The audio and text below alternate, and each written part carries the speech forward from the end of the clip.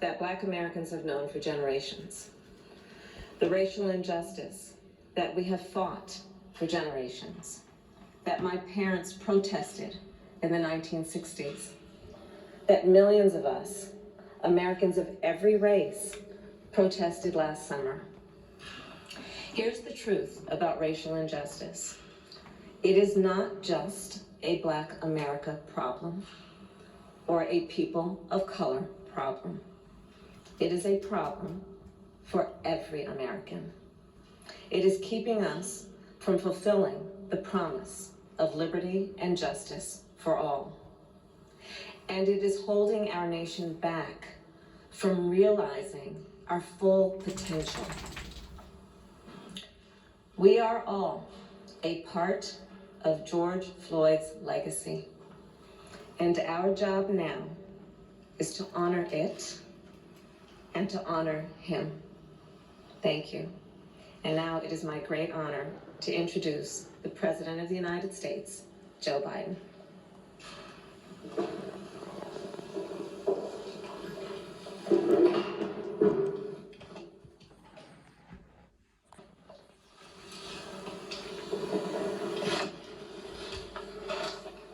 Today,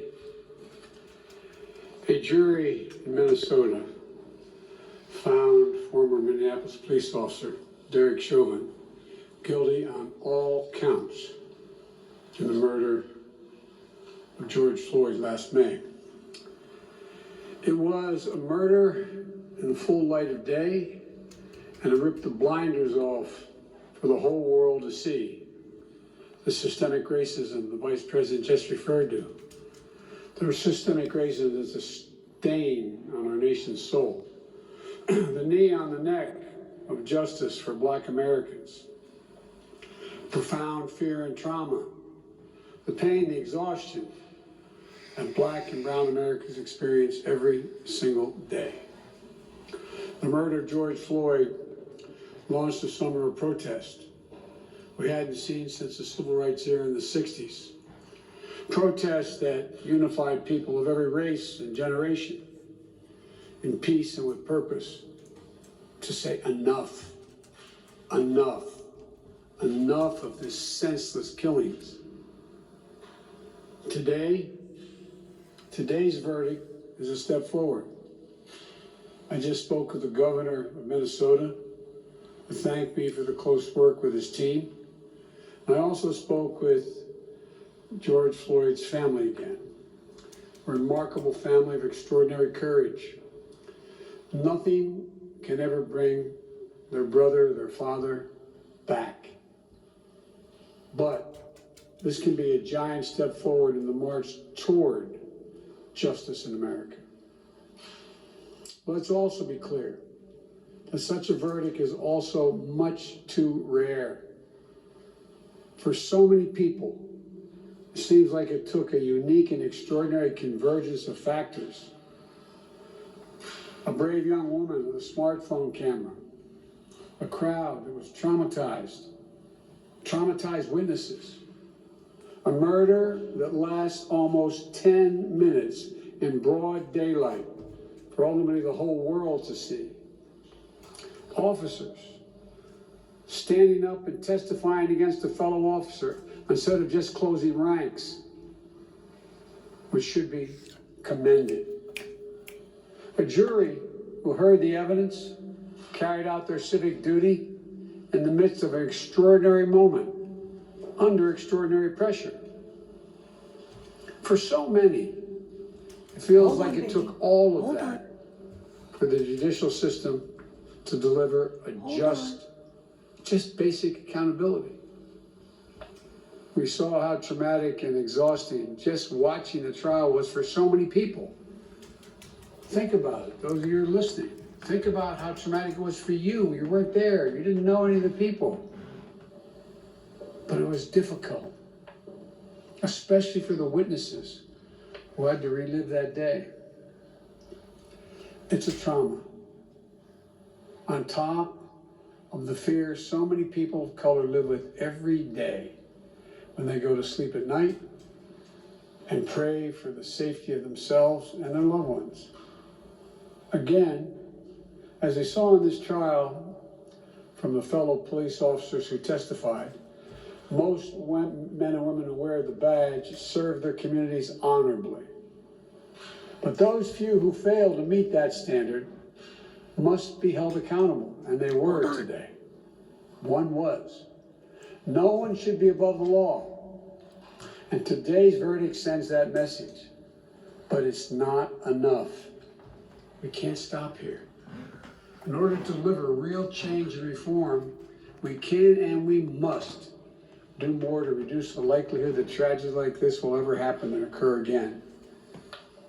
To ensure that Black and brown people, or anyone, so they don't fear the interactions with law enforcement, that they don't have to wake up knowing that they can lose their very life in the course of just living their life.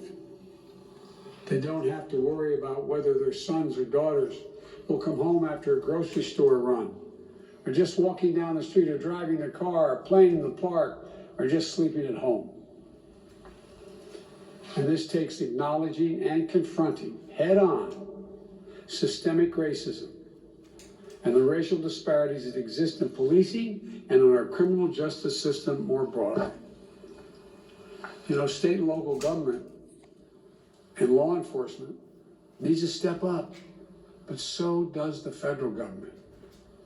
That's why I've appointed the leadership of the Justice Department that I have, that is fully committed to restoring trust between law enforcement and the community they are sworn to serve and protect. I have complete confidence in the Attorney General, General Garland's leadership and commitment.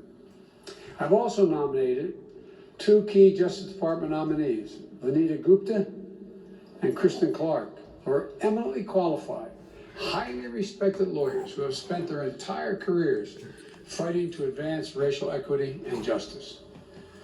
Vanita and Kristen have the experience and the skill necessary to advance our administration's priorities to root out unconstitutional policing and reform our criminal justice system, and they deserve to be confirmed. We also need Congress to act. George Floyd was murdered almost a year ago. There's meaningful police reform legislation in his name. You just heard the Vice President speak of it. She helped write it. Legislation to tackle systemic misconduct in police departments, to restore trust between law enforcement and the people they're entrusted to serve and protect. But it shouldn't take a whole year to get this done. In my conversations with the Floyd family, and I spoke to them again today, I assured them we're going to continue to fight for the passage of the George Floyd Justice and Policing Act so I can sign into law as quickly as possible. There's more to do. Finally, it's the work we do every day to change hearts and minds as well as laws and policies. That's the work we have to do.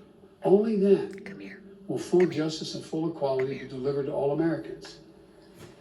And that's what I just discussed with the Floyd family. The guilty verdict does not bring back George.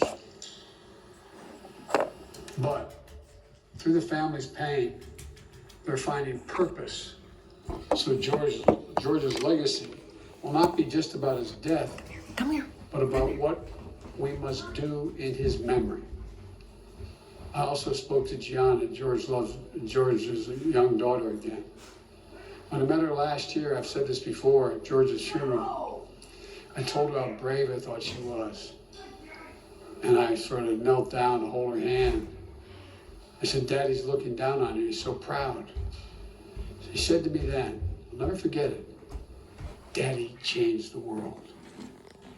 And I told her this afternoon, Daddy did change the world. Let that be his legacy. A legacy of peace, not violence, of justice. Peaceful expression of that legacy are inevitable and appropriate, but violent protest is not. And there are those who will seek to exploit the raw emotions of the moment, agitators and extremists who have no interest in social justice, who seek to carry out violence, destroy property, fan the flames of hate and division, They'll do everything in their power to stop this country's march toward racial justice. We can't let them succeed. This is a time for this country to come together, to unite as Americans. There can never be any safe harbor for hate in America. I've said it many times. The battle for soul of this nation has been a constant push and pull for more than 240 years. A tug of war between the American ideal that we're all created equal and the harsh reality that racism has long torn us apart. At our best, the American ideal wins out. So we can't leave this moment or look away thinking our work is done. We have to look at it, we have to look as we did for those 9 minutes and 29 seconds. We have to listen. I can't breathe. I can't breathe. Those are George Floyd's last words. We can't let those words die with him. We have to keep hearing those words. We must not turn away. We can't turn away. We have a chance to begin to change the trajectory in this country. It's my hope and prayer that we live up to the legacy. May God bless you, and may God bless George Floyd and his family. Thank you for taking the time to be here. This can be a moment of significant change. Thank you.